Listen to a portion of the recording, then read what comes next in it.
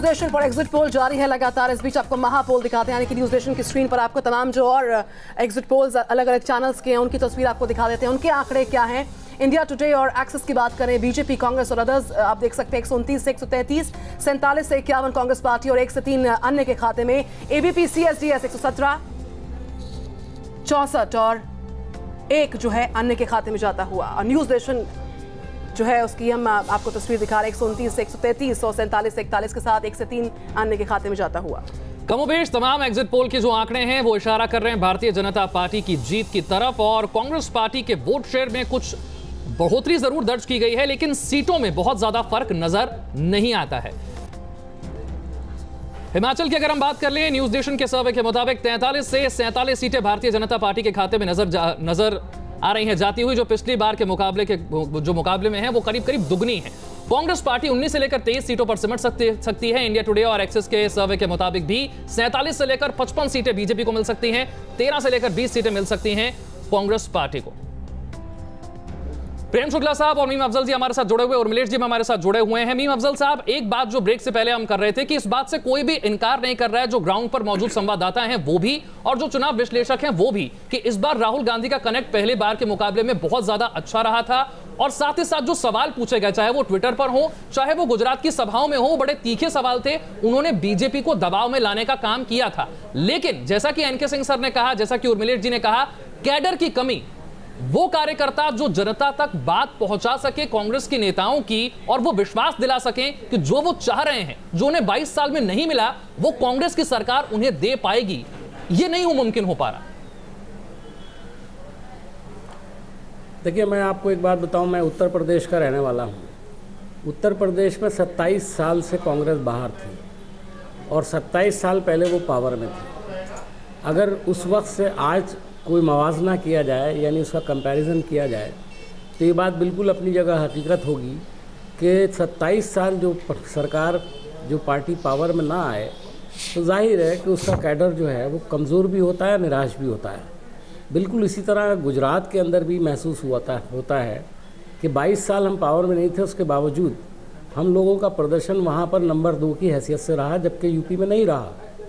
तो मैं सिर्फ इतना कहना चाहता हूँ, अभी जो हमारे सिंह साहब ने एक बात कही कि जो कनेक्ट था राहुल जी का और लीडरशिप का और आवाम का, वो बहुत अच्छा था, कंप्लीट था। आपके रिपोर्ट ने भी बात कही।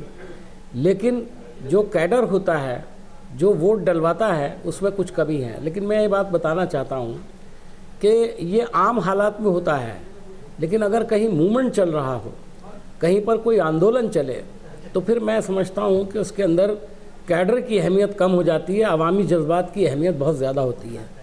अब मैं आपको बताता हूँ 89-88 में क्या माहौल था कांग्रेस ही के ख़िलाफ़ पूरे देश के अंदर, जिस तरह का माहौल बनाया गया, और एक पार्टी बनी जिसका नाम था जनता पार्टी, जनता दल।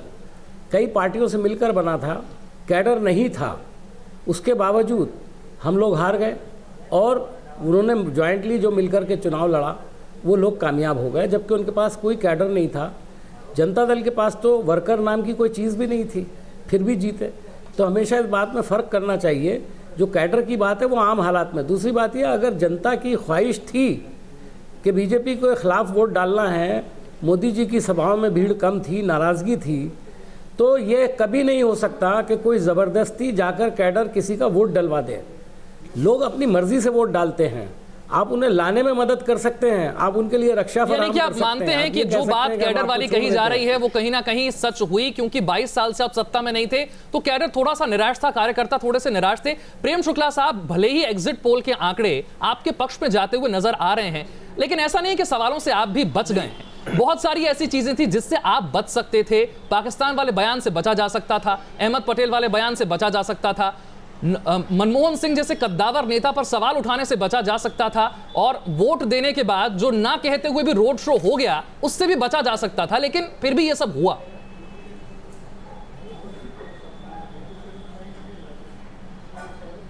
नहीं, आप तो ये भी कह सकते हैं कि चुनाव में प्रचार करने से ही बचा जा सकता था। डॉक्टर मनमोहन सिंह पूर्व प्रधानमंत्री, ट्रैक 2 की डिप्लोमेसी के नाम पे आप जाकर जो है किसी कसूरी जैसे व्यक्ति के यहाँ बैठते हैं और देश को इन्फॉर्म करने में आपको तकलीफ, आप मंदिर जाते हैं, पूरी मीडिया लेके जाते हैं। आप जब ट्रैक टू डिप्लोमेसी कर रहे थे तो पूरे देश को बता कर जाते। डॉक्टर मनमोहन सिंह को जो है एक राहुल गांधी उनका बिल फाड़कर फेंक देते हैं, जो गैर संवैधानिक पद पर बैठे हुए व्यक्ति, एक कैबिनेट द्वारा प्रस्तावित बिल को फाड़कर फेंक दिया जाना, और उस पर उनको बुरा नहीं लगता है। उनको नवाज शरीफ कहते हैं ये बूढ़ी बूढ़ी औरत की तरह रो रहे हैं, उस पर भी उनको बुरा नहीं लगता। लेकिन अगर नरेंद्र मोदी जी ने उनसे एक प्रश्न पूछ लिया कि आप जो है कसूरी के घर क्या मणिशंकर के घर कसूरी के साथ क्या कर रहे थे, तो बहुत बुरा लग गया कि भैया मेरी विश्वसनीयता पर प्रश्न चिन्ह लगा दिया।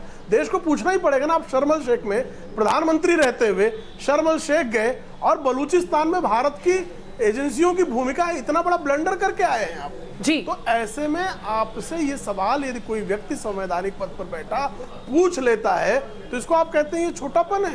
नहीं, प्रधानमंत्री चलिए उर्मिलेश जी हमारे साथ है। उर्मिलेश जी, हम पॉलिटिकल डिस्कोर्स की बात करते हैं, सक्रियता की बात करते हैं, कनेक्टिविटी की बात करते हैं, लेकिन एक चीज पर मैं ध्यान यहाँ पर जाना चाहूंगी आपका इससे इत्तेफाक है कि अगर हम कांग्रेस पार्टी को एक तरफ रखें और बीजेपी को एक तरफ रखें, चाहे वो पन्ना प्रमुख से लेकर प्रधानमंत्री, हर किसी की सक्रियता जो है यहाँ पर खुलकर सामने आती है। बीजेपी में खास तौर पर जो पन्ना प्रमुख है जगह जगह जाते हैं, पन्नों को बांटते हैं, पर्चियों को बांटते हैं, और जो बूथ मैनेजमेंट है उससे लेकर ऊपर तक मैनेजमेंट काफी हद तक जो है एक्टिव रहा। कांग्रेस में कहीं ना कहीं जो है खामी उसको लेकर देखी गई, असर उसका भी देखा जा सकता है। नहीं, बिल्कुल सही आप कह रही हैं। और देखिए, मैं हमारे मित्र हैं अफजल साहब और हम बहुत उनका आदर करते हैं। मैं उनकी ज़्यादातर बातों से सहमत हूं, लेकिन एक बात से थोड़ा असहमति जाहिर करता हूं और उस पर वो ज़रूर गौर करें कि देखिए, जो 89 वगैरह का जिक्र वो कर रहे हैं, या हम बल्कि उससे पहले 77 का भी जिक्र करें, तो उस वक्त जो आंदोलन थे उनकी इंटेंसिटी और उनकी व्यापकता गुजरात के मौजूदा कथित आंदोलन से नहीं हो सकती। इसलिए मैं कथित कह रहा हूं क्योंकि ये आंदोलन बेसिकली पाटीदार आरक्षण का आंदोलन था और उसमें भी डिवीज़न हो गया था, और उसमें भी सभी जातियों, सभी समुदायों में उसकी एक्सेप्टेबिलिटी नहीं थी। तो उस आंदोलन को अगर आप कह रहे हैं आंदोलन, तो मैं ये सेक्शनल एक तरह का मोबिलाइजेशन था। वो पहली बात तो ये है। दूसरी बात कि जिस वक्त 89 में माहौल बना था आंदोलन का और 77 में बना था, एक बार निरंकुशता विरोधी अभियान था पूरे देश में, सारे दल एक थे और एक तरफ इंदिरा गांधी थी, दूसरी तरफ 89 में जो माहौल बना था करप्शन को लेकर वीपी सिंह का अवतरण हुआ था, वो भी एक दूसरा माहौल था। मुझे लगता है कि दोनों के परिदृश्यों में फर्क है। और ठीक है, धीरेन्द्र हमारा साथ है। उर्मिलेश जी ने जो बात उठाई मैं उसी का जवाब ले लेता हूं, क्योंकि यहां बैठकर हमें पाटीदार आंदोलन बहुत बड़ा नजर आया। हमें लगा कि हार्दिक पटेल सबसे बड़ा फैक्टर बन गए हैं गुजरात के चुनाव का। धीरेन्द्र, क्या आपको भी ये नजर आया? और इन दोनों ही पार्टियों से क्या आपके लिए भी कोई, आपकी तरफ से भी कोई सवाल है?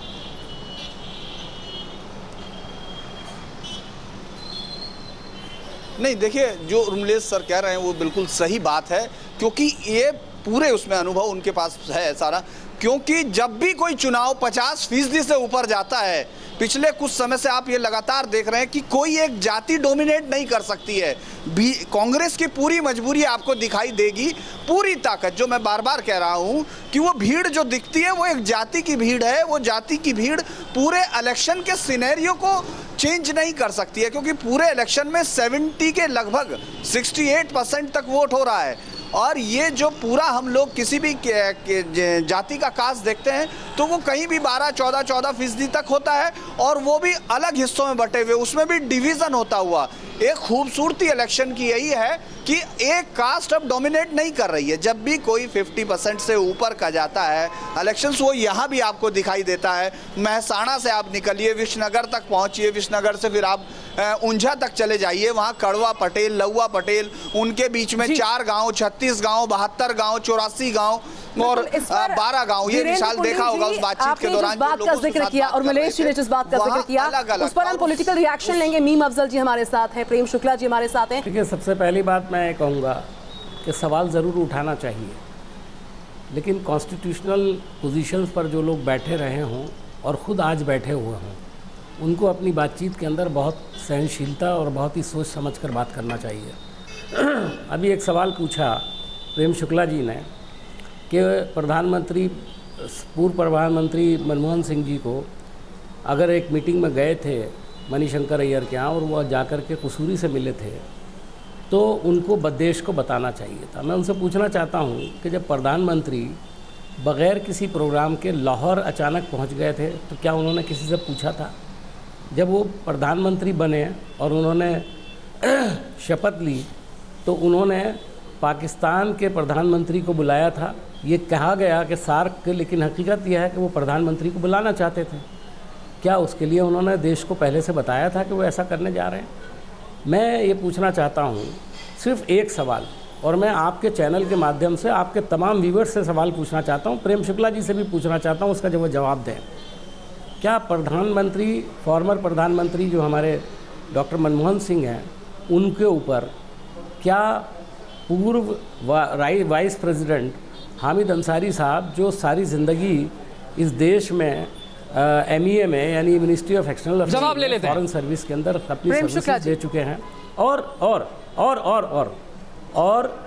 जो सेना चीफ हैं, क्या कोई आदमी ये बात मान सकता है कि तीनों लोग मिलकर के एक एक्स यानी farmer foreign minister of Pakistan, जिसकी आज कोई हैसियत नहीं है, वो यहाँ पर आए थे? ठीक बात आपने। तो चार सवाल मीम अफजल साहब के हैं। साजिश प्रेम शुक्ला जी,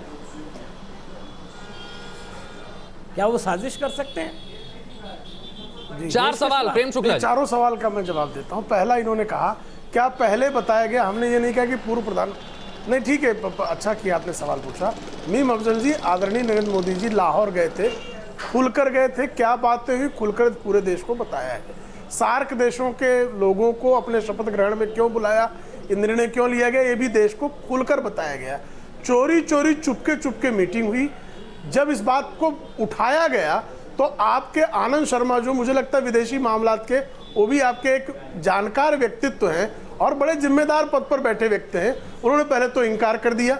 जैसे चीन के दूतावास में डोकलाम के मुद्दे पर आदरणीय राहुल गांधी गए, पहले खंडन आया, उसके बाद कहा नहीं हम क्यों नहीं जा सकते।